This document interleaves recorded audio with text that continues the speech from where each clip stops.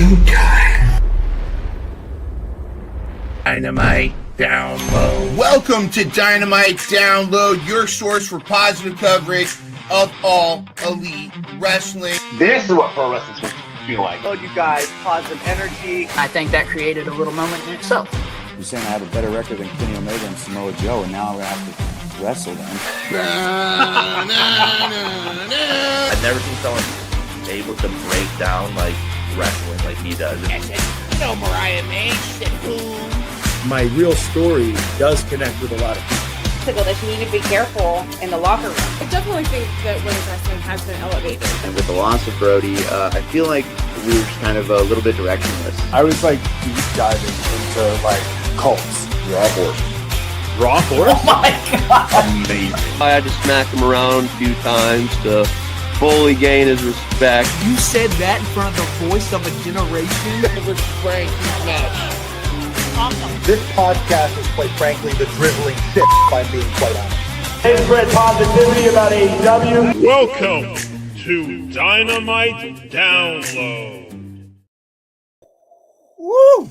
What is up, everybody? Welcome to Dynamite Download episode 183. Hot off the press. What a night last night. And of course, if you don't already know, now you know, Mind Runner and the Virginia division of Dynamite Download has the Virginia chapter was there live and in person. And I can't wait to hear all the ins, the outs, the tea from being there live. And if you didn't see him, you might have saw him and his missus on TV too, because the seats were awesome seats. Incredible seats. Yes, the Virginia chapter of the Dynamite Download was representing.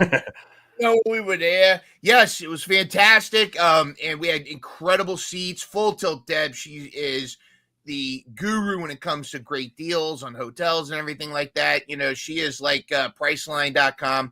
She found great seats. And even though I tried to get up to the rail a couple times and got yelled at by the McPoyles to go sit down. Other than that, it was a great night, fantastic night. We had a great spot for all the action. You got, in fact, to the point where we'll talk about it tonight, but Full Tilt Deb not only got some major camera time, but she even got a compliment from Timeless Tony Storm on her choice of signage, and Luther as well. Luther gave it an acknowledge. And before we get going to just to kind of show you some clips here. There is Full Tilt Deb. She's got the dangly sunglasses going on there, styling. She's got her blue Chicago Heels shirt, as well as Welcome to Slop Tart City. We also got to see some cool fans. I mean, I got to highlight a couple fans here. On the left, there is this girl that brought her own Harley Cameron puppet that she made herself. It was tremendous. She was really cool. I got to talk to her a little bit and promote Dynamite Down, of course. And then I got to meet the Lucha Doors. As you can see by their shirts, the Lucha Doors, gave them a shout out on Instagram. They don't really mess around with the Twitters or Facebook much. They mess their Instagram guys. Go check them out. Go look up the Lucha Doors. Maybe they'll pop into the chat themselves. Two cool guys. The security outside was giving them a little grief with their masks, but inside they loved it. And I want to take a quick moment.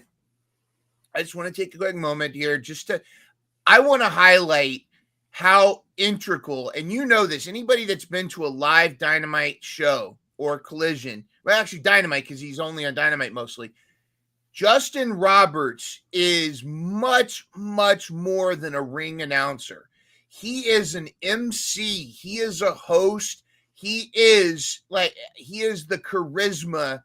I mean, I don't even want to say he's the warm up, because he keeps the show going. He's the grease. He's the oil that keeps the machine going. He keeps the crowd hyped, entertained. He interacts very well. He knows what to say. And it doesn't come across robotic. He knows how to talk. He looks in the crowd for signs. He's also bird dogging signs, I think, for the camera guys in the back to zoom in on. But his job is so integral to the crowd and the show.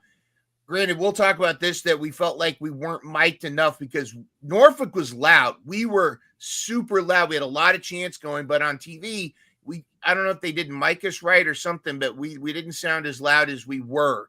We were a lot louder than we came across on TV. And you can actually hear Tony Schiavone in the main event talk about how he loved this Norfolk crowd because we were extremely loud. But Justin Roberts was integral to that. In between matches, he'd get on the mic, he'd talk to us, he'd hype us up. You know, he has a great swagger about him, you know, so kudos to the dapper yapper, Justin Roberts. He may not get the credit he deserves on TV, but the fans that go to that show, they go to the shows, they know for real what's going on with dude. Yeah, great shout out. I totally agree, man. The guy, I love when he does the antics in between commercial breaks and gets you hyped. I mean, you need that hype, man, and he's such a fantastic announcer. And I miss him when he's not on there. I mean, because he has his, you know, his favorites that we love. Obviously, one of my favorites was the Ray Phoenix intro, the John Moxley intro, Kenny Omega, and so forth. But he's so creative and so crisp on that. And no offense to Arkady Atari or whatever her name is, but you know, like I like Dasha, but he is Justin Roberts is the bar. He's top notch. 100%. Now, before we get going and talking a little bit more about last night's show, I want to wish Crayfish a very happy birthday. Today is his birthday. He's not tuning in live because he's probably still out celebrating with his birthday dinner at his favorite restaurant. But today is officially his birthday, and we got to wish him all a very happy birthday. Crayfish, part of the Dynamite Download, OGs, and many more to come beyond that. Crayfish, we got something for you. Oh yeah. Woo! Happy birthday, Crayfish! Yes, we save the confetti for very special occasions, and this is definitely one of those occasions. You get the confetti. See, also got a new hat here, a little Dynamite Download hat that Merch. we're repping down in. It's a snapback. Love it. Nice white leather patch with the Dynamite Download logo. But last night's show, man, actually, we know where to start. Let's see where we're standing on the draft. Let's get to it.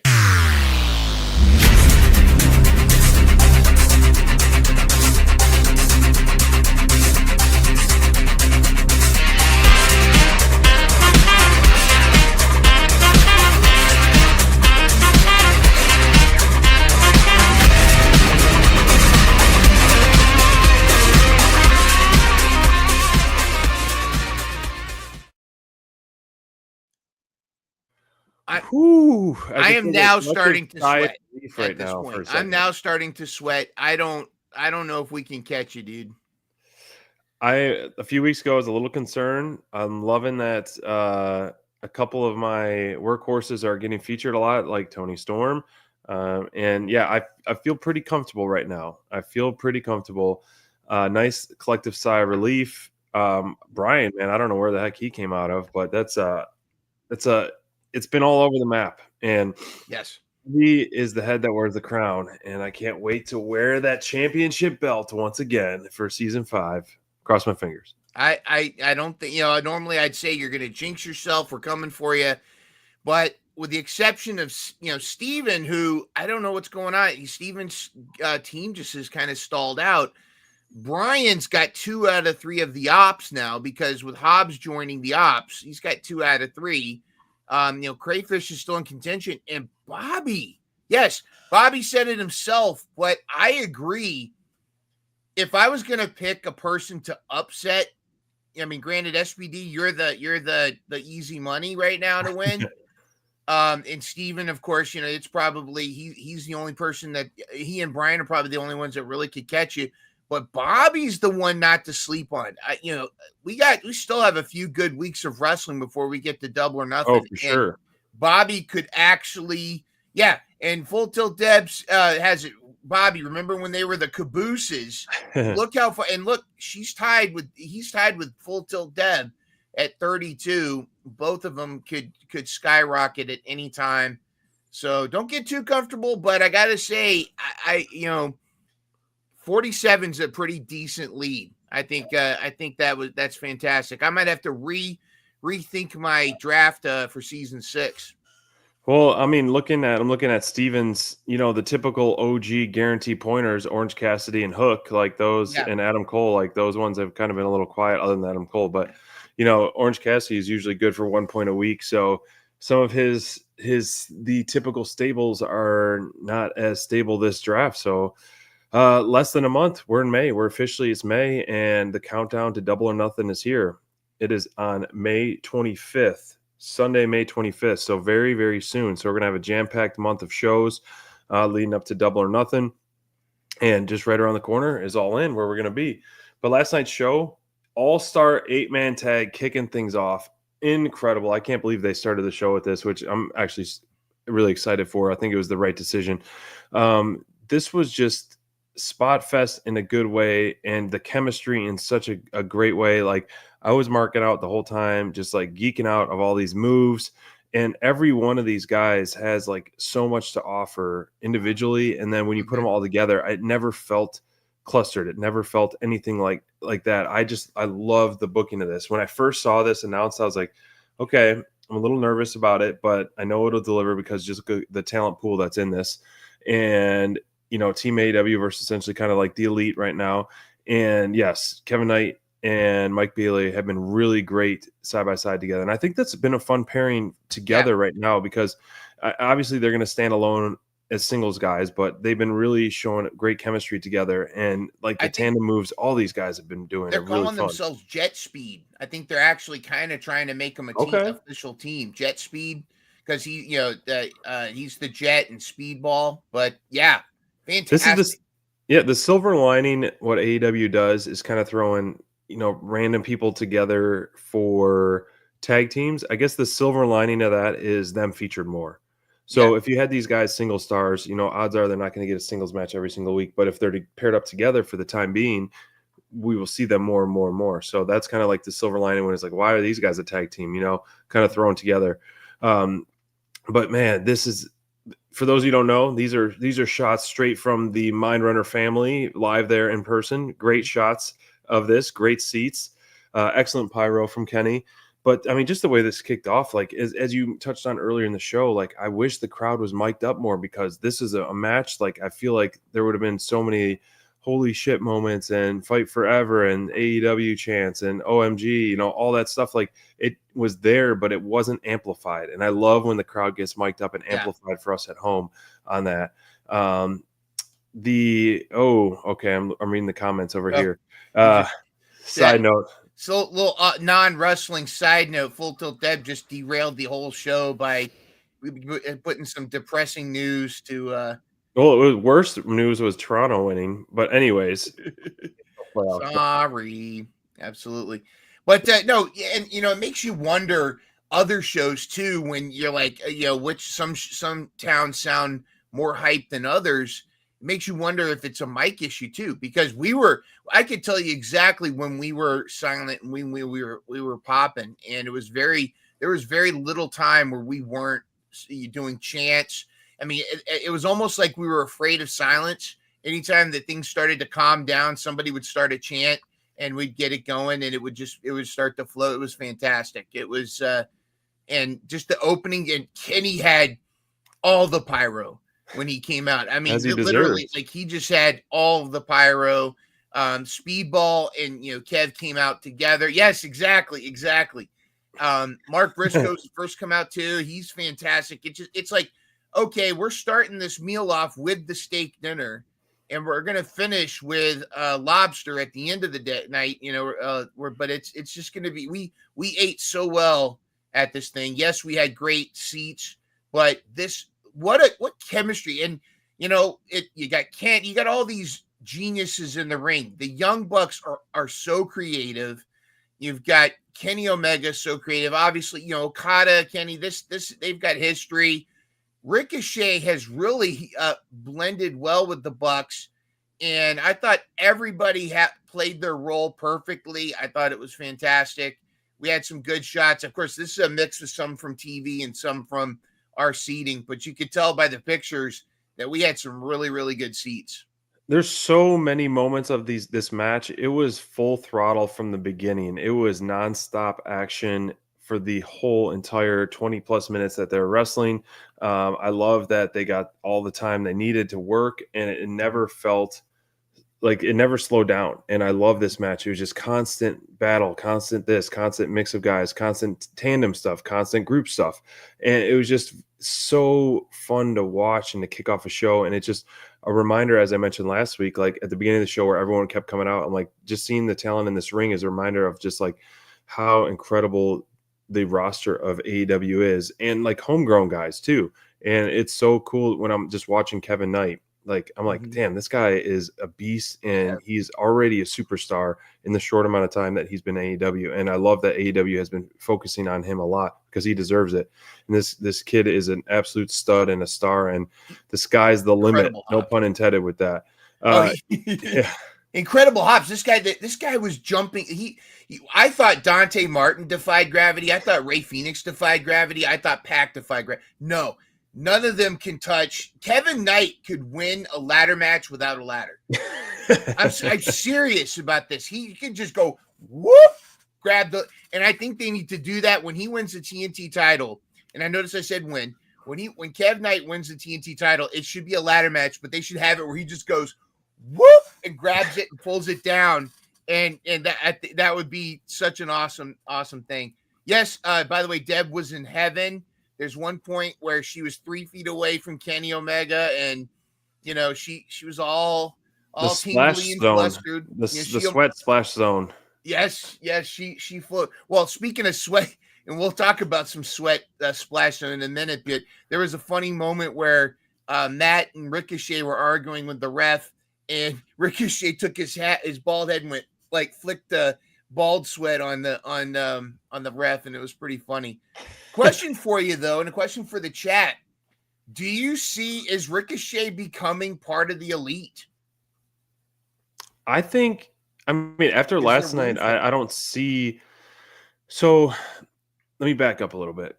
Okay. My take from last week, my hot take that kind of just rolled off my tongue about the Anarchy in the Arena thing and being the wild card Jack Perry, where he's going to turn on the Elite. So essentially that can kind of leave a opening in Team Elite per se with Ricochet. So that could be another wild card in Team AEW or Team Elite versus Team AEW and Anarchy Arena. The two wild cards could be Ricochet and Jack Perry. And so that's where you can kind of maybe lines drawn in the sand. Now, does he need the Elite? No, but I think like the antics work well. They are all meshing very well together, especially like Okada's, cheesiness that is like really cockiness, and the talent level, of course. And then the Young Bucks, they're just their EVP cockiness attitude. And then you have, of course, one of the best heels in the biz, Ricochet. And this is what I was calling for weeks ago. I was like, how funny would it be if Ricochet came out with a wig on or put a wig on when they're starting chanting, "You are bald, you are bald." And then he goes and does this thing with Jackson with the hair 2 times. Yeah. I'm like, of course they're listening to our show, but we're beating a dead horse here, but Ricochet is by far the best heel in AEW. And it's just not just the in-ring stuff. It's not just the promo stuff. It's the total package. I mean, this guy looks like he's having so much fun, and he's doing, amazing stuff here in AEW for months since the turn of the year. Absolutely. And, maybe he doesn't have to join the Elite. He can just be an Elite ally, if you will, where he is kind of on the same side. I love it. I love it. He, but putting him with the Bucks, the combined creativity we always talk about when you can have a dance partner that can keep up with you. I thought everybody in this ring, including Mark Briscoe, who ended up eating the pin, but if you watch how the ending of you got to go back if you haven't seen this match, the way that happened, Mark was clearly going to get the win. Right. Mark was actually going to pin Okada, but shenanigans and all kinds of stuff, and Mark ended up losing.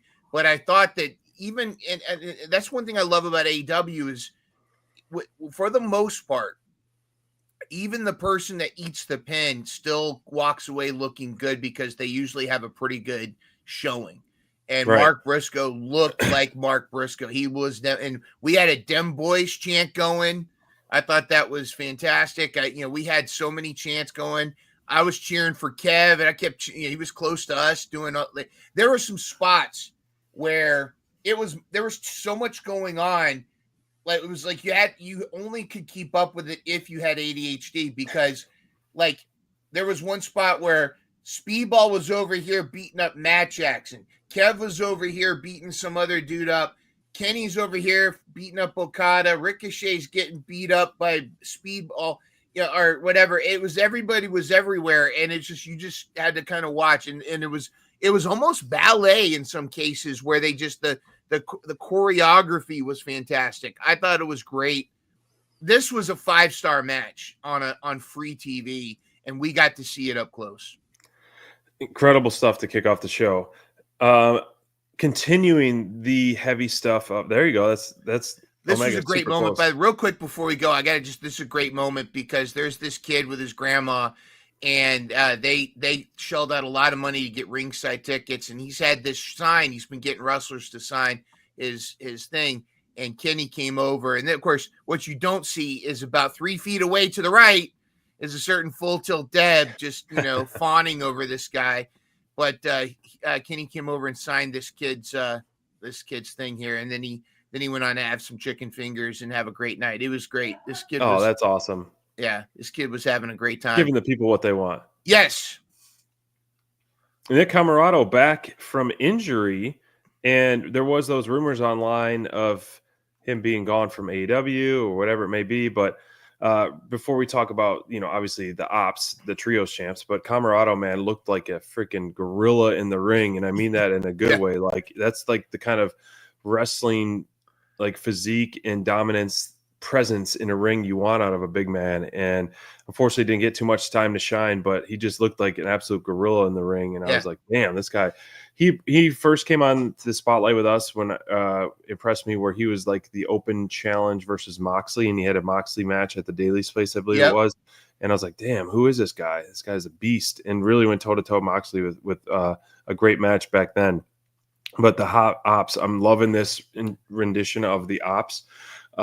Nothing against Hook. I don't know what the heck's going on with him. Mm-hmm. However, like, the Hobbs edition makes the Ops that much more meaningful and that much more dominant and that much more beast meat driven for sure. Like, on paper, just seeing the graphic with Hobbs, Joe, and Shibata, like, what a blend of talent in terms of just dominance.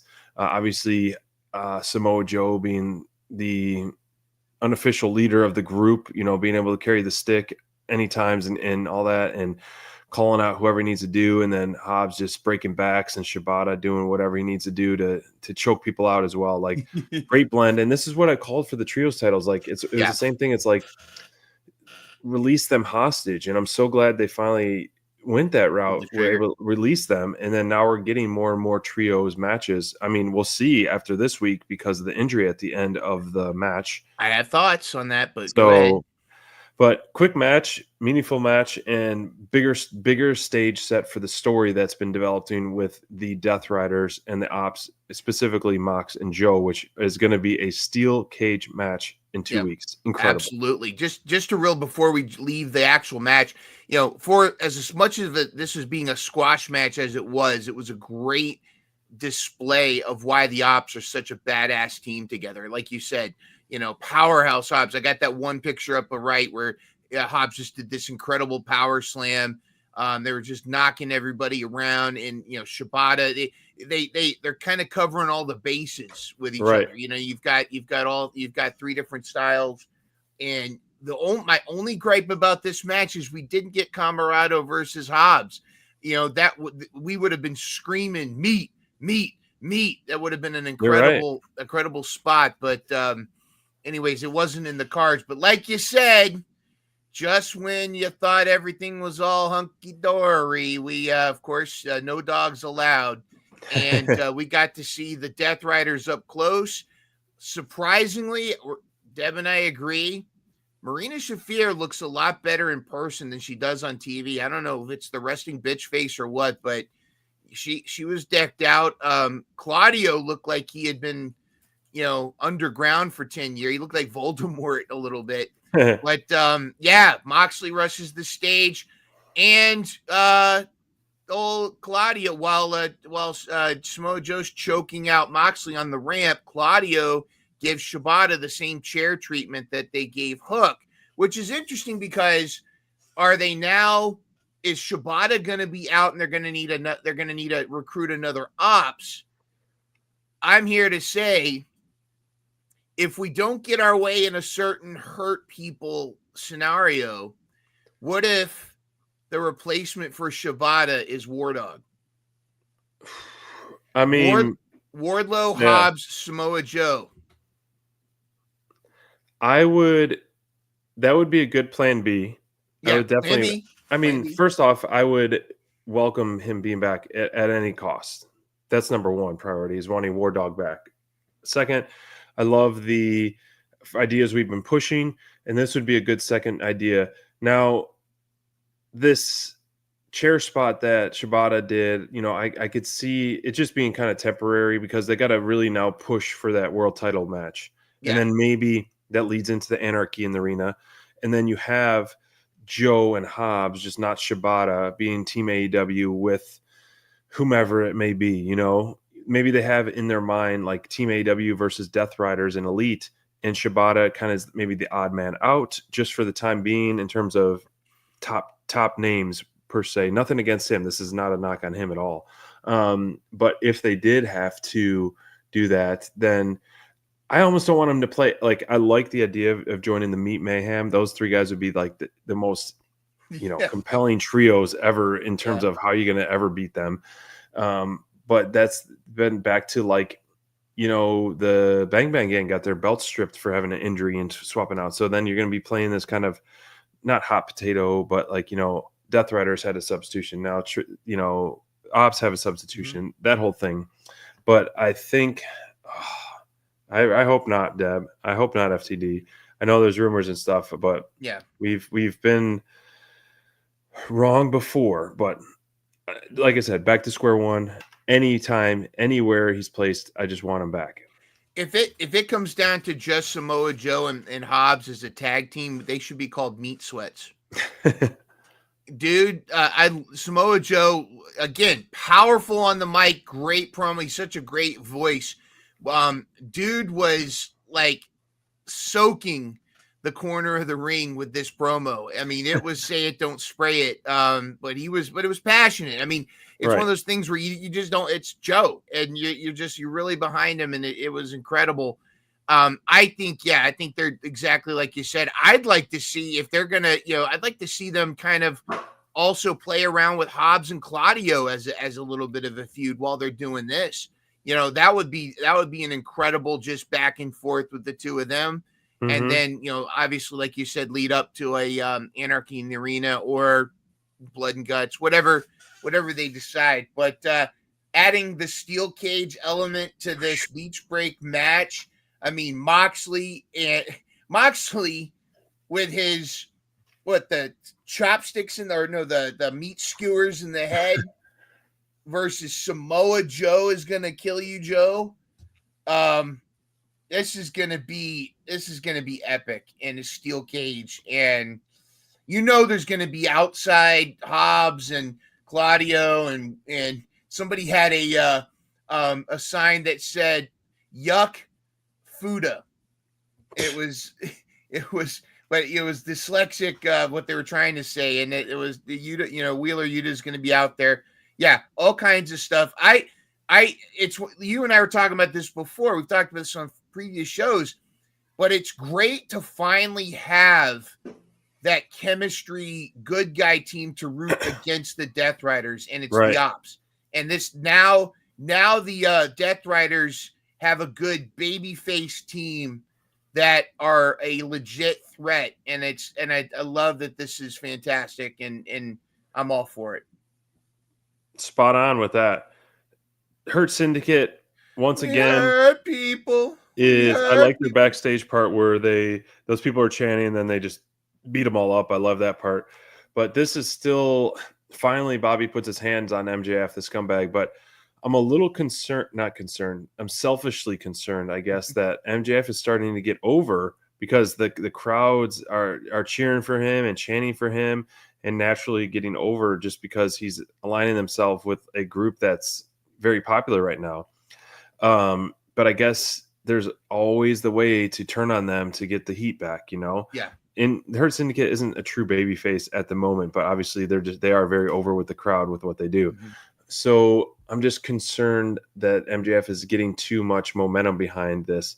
And I'm still confused by the direction they're going, but in a good way. Like it's keeping me guessing nonstop. Like, you know, now Bobby Lashley finally laid it out for MJF. You need to hurt someone. So is that going to be Bob? Is he going to beat up Bob? Is he going to find a couple jobbers and beat them up? And then after the bell, just make them, you know, bloodied and all that? Like, what's it going to take for him to earn Bobby's respect? And when he does earn it, is that going to be enough? And is he going to turn on them, or is it going to be, you know, join them for a few weeks and then, you know, turn on them or whatever it may be? But like, where do you think this is going after last night? I have a much higher it could be my naivete, but I have a much higher optimism for our original plan, though. Yeah. Partly, well, again, I think it's going to depend on Wardlow's status, but I think they're building up what they're setting up is a MJF versus Bobby for membership into the Hurt Syndicate. And what's going to happen is, because here's the thing, is MJF doesn't hurt people, he cheats people. You know, yes, he has the diamond ring, but he uses that to cheat to win.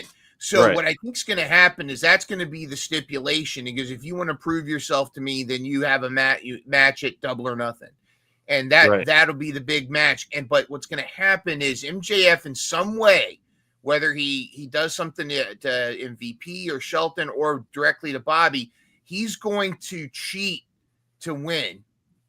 And he's going to win the match, and he's going to be convinced that now he's part of the Hurt Syndicate. And there's going to be all this, and there's going to be this MVP, and they're all talking. And so then they carry over to the following Dynamite, and they're all gonna say we have a unanimous decision on our new member, and they're all gonna do the thumbs up, and MJF thinks he's won, and that's when they bring in their new member. They're like, no, you didn't hurt anybody, you just hurt yourself. You hurt your chances of joining us. We found somebody that does like to hurt people, and then Wardlow comes in, or substitute somebody else. But I think what's going to happen is they're going to set this up as a match between Bobby and MJF, and MJF thinks he's going to prove that he can hurt people, but instead all he does is prove that he's sneaky. And that's what's going to cause them to, well, they're going to thumbs down him, but I think they're going to thumbs up somebody else, and it's going to be incredible. And it needs to be somebody we know. It needs to be that's why Wardlow's perfect, because it needs to be somebody we're familiar with that we want to see succeed. If they bring in Cedric Alexander, only people that knew him as part of Hurt Business in WWE are really going to pop for that. Most of us might not. And Cedric Alexander's, he's a high flyer. He's a skinny dude. He's not necessarily going to be that intimidating, hurt people guy. You bring in a Wardlow, you bring in, if he wasn't already with Don Callis, you bring in Murder Hawk, you bring in somebody that's going to hurt people. And Wardlow it's right there. It is right there. Pull the trigger. And the pop that's going to happen when MJF realizes, one, he's not in the Hurt Syndicate, and two, the one that they chose over him is his old nemesis, Wardlow. Oh, please bring it. We've been Tony. We've been good. We've been loyal since 2019. We love you. We love let's you brought us back to wrestling. We ask this small thing on our please, if it be your decision, let's make this happen. I think it would be tremendous. 100%. Now, before we go to the next segment, I want to guess how many matches MJF has wrestled in 2025. 1. 2. That was close. Guess how many matches he did in 2024. 4. 11. 11. Wow. Well, that's right. That's right, because he had the. Yep. Wow. Timeless Tony Storm, our women's champ, is putting in the work, and 100%. We talked earlier about Ricochet being a character. Oh my, this version 2.0 of Timeless Tony Storm is must-see TV every single week. She is just doing incredible character work, outstanding promos, great in-ring stuff, the total package. Definitely one of the highlights of the show every single week in and week out. She can do no wrong, and she pushes the boundaries, and I love it. And it's so fun to watch. Like I can't say enough positive things about Timeless Tony Storm. And I think everyone agrees. I think the IWC agrees. And it's just like we see this and it's kind of like just letting her go. Like, taking off the training wheels, let her ride and do whatever she wants, and like giving her just a blank slate and it's like, have at it. And she's so creative, and it's been so fun to watch in this. And so a great back and forth match, and someone that I've never seen wrestle. I loved this style of match that they're wrestling, and I love that the build that we're getting to what's in store for us at Double or Nothing and beyond. And because it's going to be, all signs point to Timeless being the champ going in All In, and it makes sense. And then whoever she faces, it's going to be a nice story told with down in Texas with us. But talk about this match first. Miyu Yamashita is, although she's been on before, but I like that they did a little bit of a reminder package of who she was. Yes, AEW does a great job with that. And the whole involvement with Thunder Rosa and everything. She's kind of like a Japanese Diamante a little bit, in stature and style. She's a huge striker. She had a great match with Mercedes Moné. She's somebody that I could see showing up a lot more often on AEW now. I think she's about to have a match with Masha Slamovich over at TNA. She's definitely doing an American tour. I'd love to see her back in. And this whole segment where Tony tried to do the sweet cheek music and got stuck between the turnbuckles, and Yamashita started kicking her in the dirt button. Just a few times, and then Luther was not having it. Luther read her the riot act, and then he got kicked and knocked down.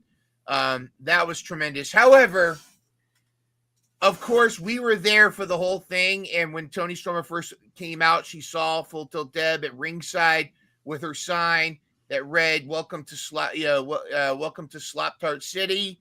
She acknowledged it, approved. She said, "Damn right." And Luther also acknowledged the sign as well. So we have the official blessing from Toni Storm and Luther. But we also have exclusive. We had to procure the rights from Turner Classic Movies, but Toni Storm herself has graciously, through Turner Classic Movies, has lent us a small clip, if you will, of her victory over Miyu Yamashita. And I'd like to take this moment to play this right now, if you don't mind, ladies and gentlemen, from Toni Storm herself, her official victory over Miyu Yamashita.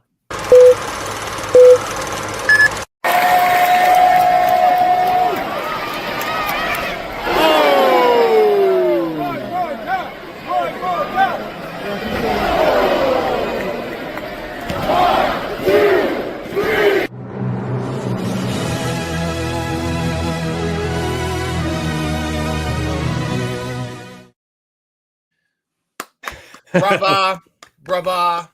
Throw the flowers. The flowers. As you said, though, there was some post-match hijinks.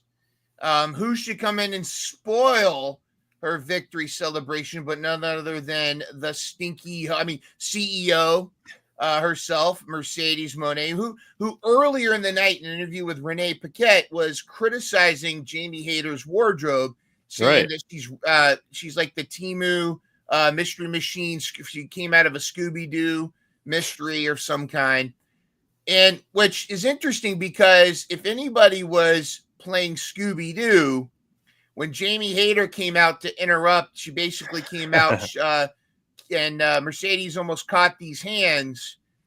This was Mercedes' reaction. So if anybody was running like Scooby-Doo, it was Mercedes Moné. Awesome build-up. I thought this was great. And I love that Toni Storm is doing eliminator matches She, unlike certain other champions, she is actively wrestling and actively out there. And somebody was saying, what's the point of the Owen Hart Cup if you're having these eliminator matches? Here's you're missing the point. The Owen Hart Cup is a title shot at All In, whoever the champ is. So if Lady Frost gets the eliminator match and gets a title shot before then and wins the title, then it's going to be Lady Frost. It's whoever the champion is, you're going to have the championship match at All In. That's the big prize. Right. So, but Toni Storm is continuing to cook. The forecast for this Saturday at Collision, of course, is going to be a ice storm because you're going to have. How pumped are you Toni for this? I am so ready for this. Not that I was complaining because we had such a tremendous night, but I would have loved this match to have taken place last night. But I understand we had a great match anyways with Yamashita.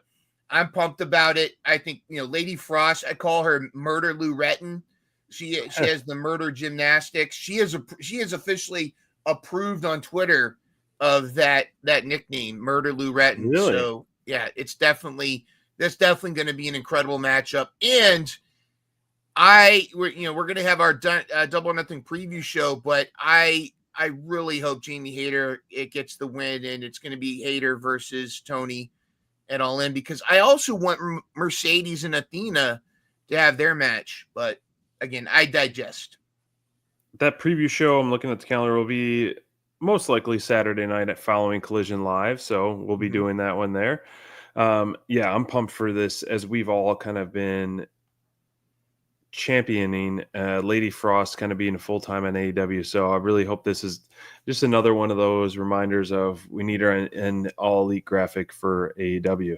Yeah, absolutely. And of course, at the end with the Jamie Hayter music, she turned it into a jazzercise. And if you casually, respectfully look between Toni Storm's legs, you can actually see Full Tilt Deb. She is.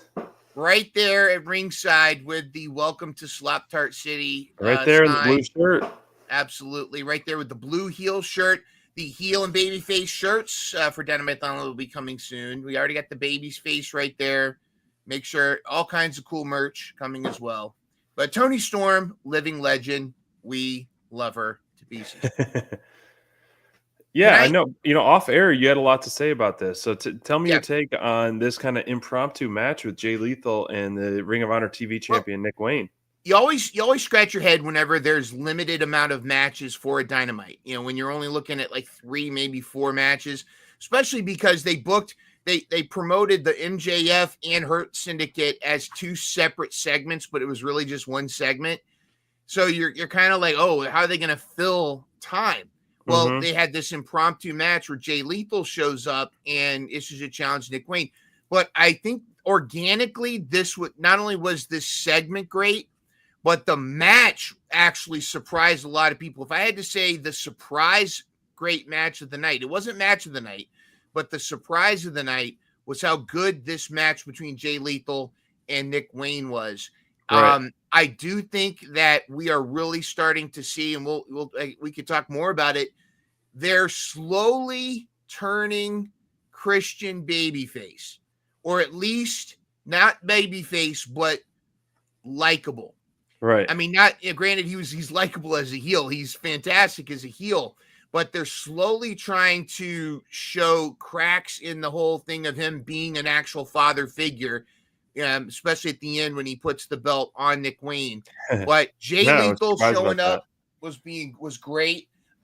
He actually does a lot of business with a wrestling promotion in Norfolk that he shows up to frequently.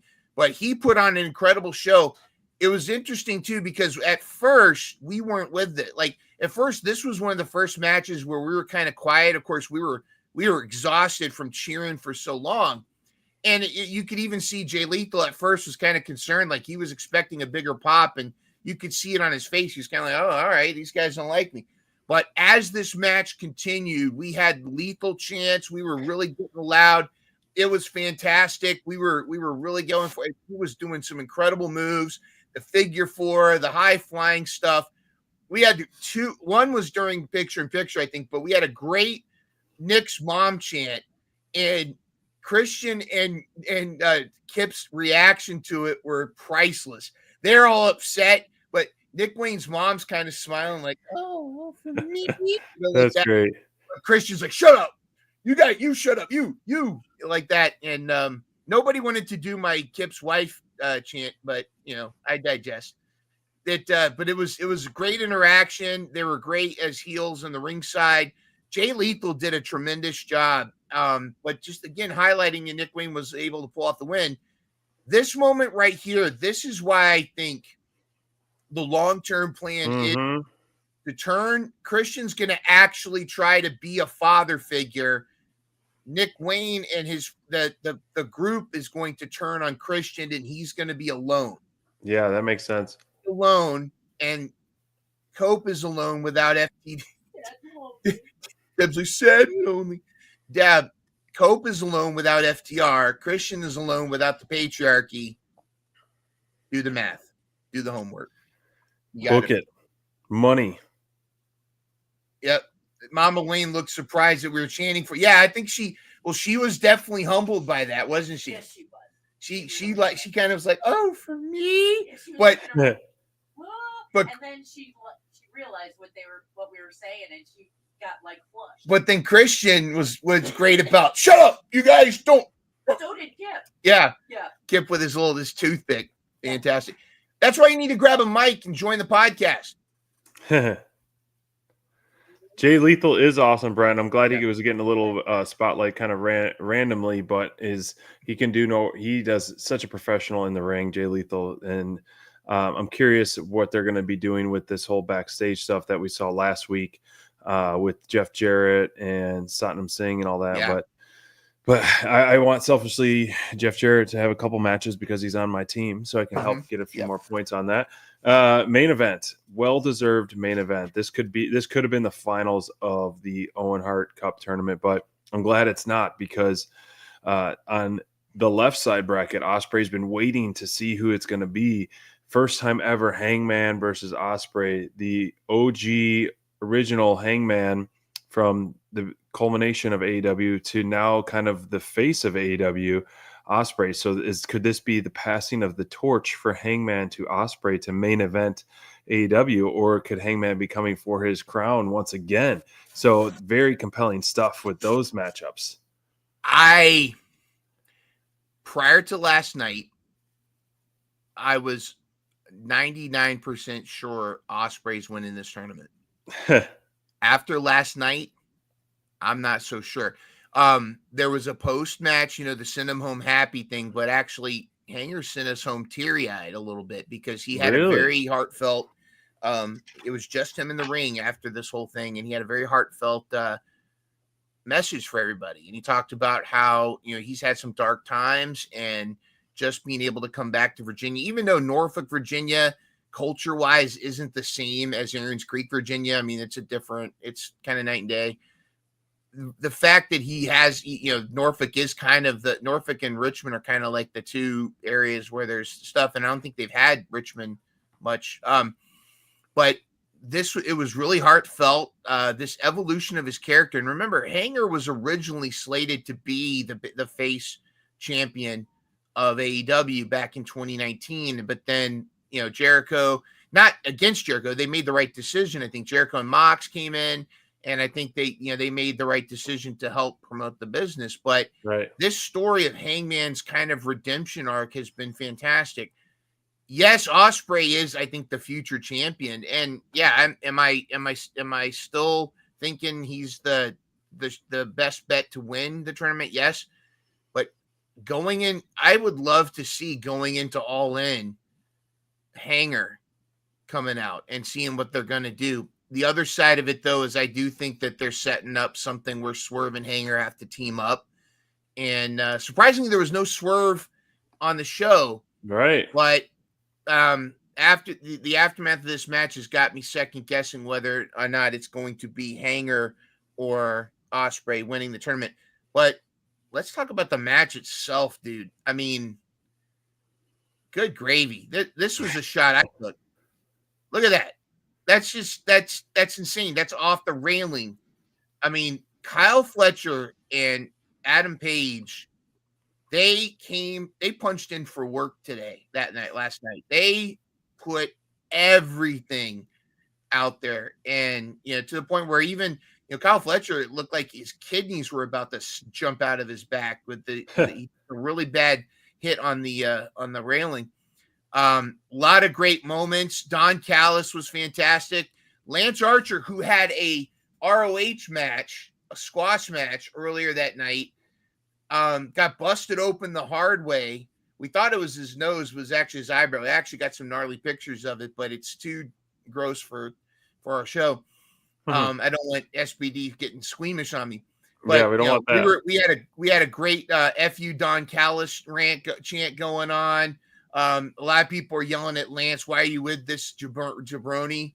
Like leave the Callis family. But the match itself between Fletcher and Hanger, it was a clinic. I mean, for Fletcher to only be a few years in the business, putting on going toe to toe with Hangman, and Hangman still being relatively young compared to like Kenny Omega and them. This was such a great match. This was a main event. This could have been a main event at a pay-per-view, and it wasn't a bad night. It was everything. So good.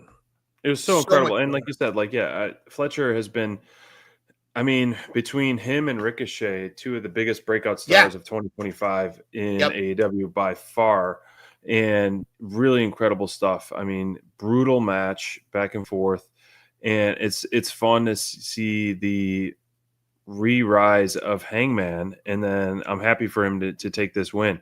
This match, the main event spotlight, loved everything, the close calls, the false finishes, everything. It was just such a and they had to do buckshot off the top rope and then another buckshot to take him down. So definitely deserved that win.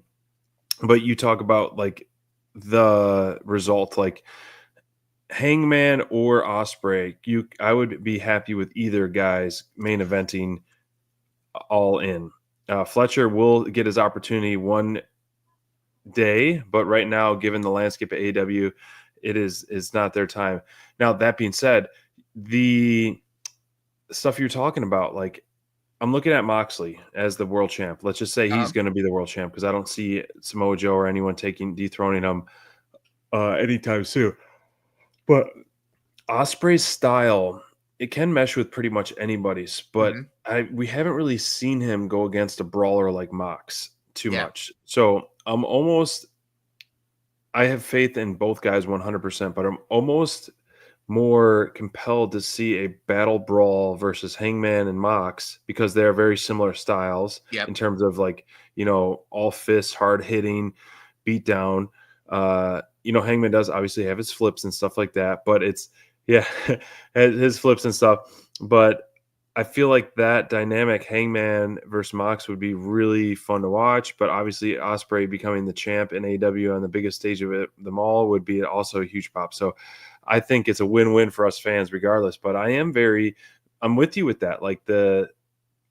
Before this tournament started, I was like, this is Ospreay's tournament. This is a lock. He's going to main event All In after being the free agent signing and all the work he's been putting in, and especially the future of shows coming up with Forbidden Door and things like that. It makes sense. And it still does make sense, but now it's fun that we're going to be that now this match at Double or Nothing really could go both ways, and we almost be happy with either outcome. I am lock us in. You're asking me this is the equivalent of, hey, do you want a T-bone steak, or do you want an incredible pizza, if you want Chicago meat lovers pizza? It's both of them would be fantastic and delicious. They're going to be different styles, but watching Ospreay versus Mox would be compelling. But Hangman versus Mox is going to be to quote the man with the black hat, a slobber knocker. And then you've got the fact that there's a possibility. I don't see them ending Mox's title reign on a given regular show, like you said. So Samoa Joe's probably not going to win. What that'll lead to, who knows?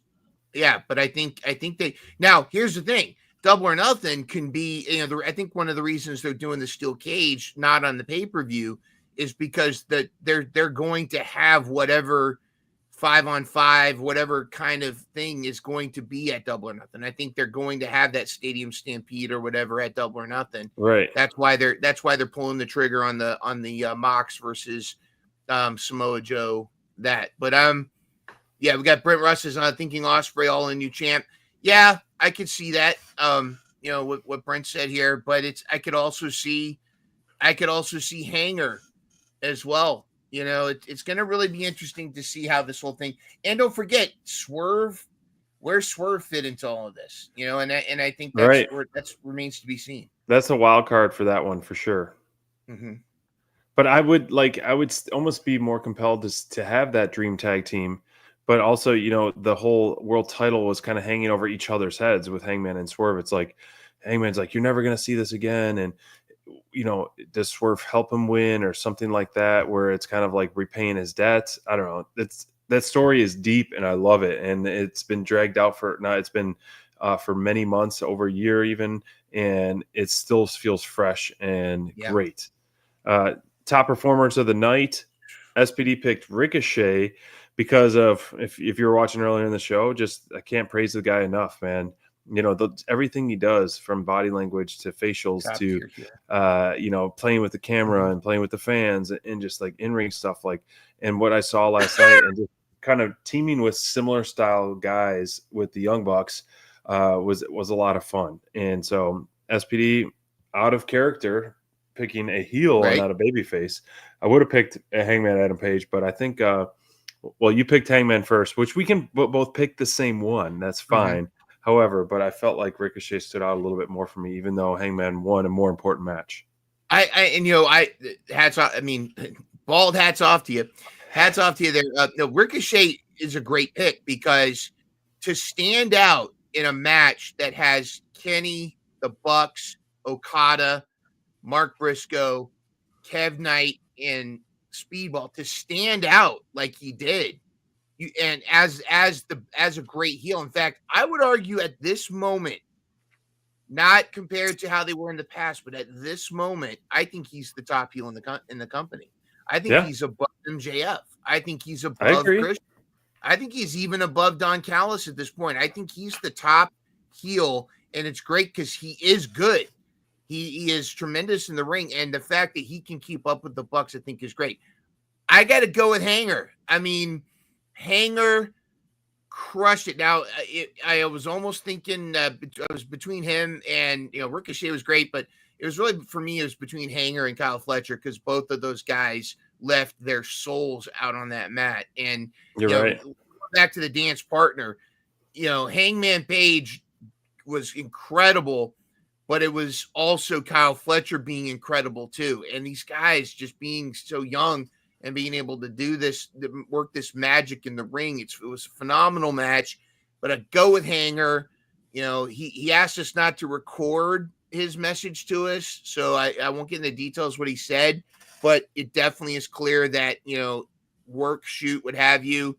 He wants to be a better role model for his family. He wants to kind of move more positive direction. He already is over with the crowd again. And I think, this guy was phenomenal. This guy made this match top tier. It was 5-star in my opinion. 6 if it was in the Tokyo Dome. It was fantastic. Nice. I don't know if you can hear that, but Thunder's rolling in here where I'm at. But that means it's time to wrap things up for this episode.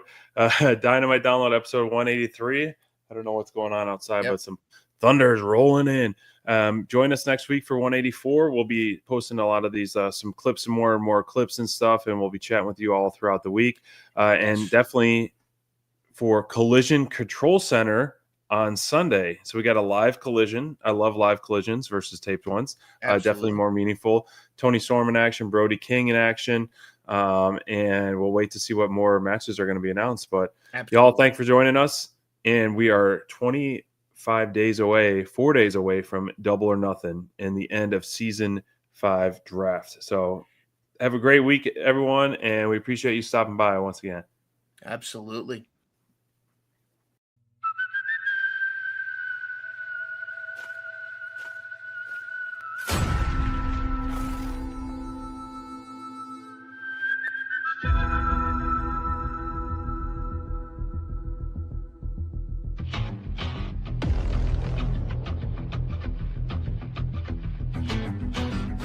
I'm your huckleberry.